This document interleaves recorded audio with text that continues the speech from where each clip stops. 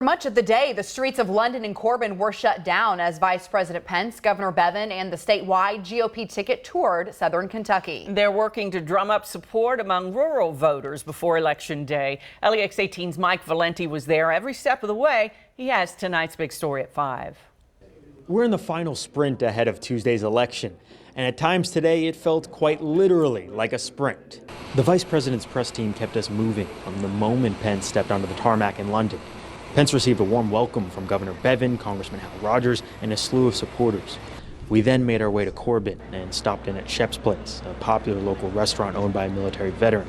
The tiny town swelled up as many onlookers hoped to get a glance at the vice president.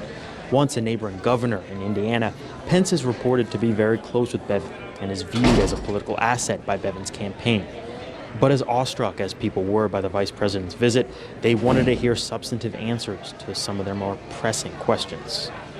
If he has any input that would help our state, yes, let's hear it. Anything that he would offer to help our state and to help Bevin get us in that direction would be great. There's never been a slate more conservative than those that are on the ballot that are sitting in this front row.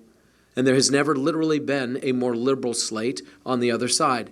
So the disparity between the two parties and the two slates of candidates is as wide as it has ever been. While the governor has leaned heavily on his political allies in D.C., we have run into some people in this region who say despite their support for the Trump administration, they're still wary of Bevin. In Laurel County, Mike Valenti, LEX 18 News. We'll have much more on the vice president's visit tonight. Our coverage continues on LEX 18 News at 6.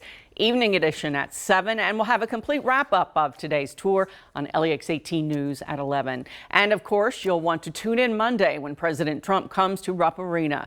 We'll have a preview of his rally throughout the day Monday, including live coverage of his speech Monday night on Evening Edition.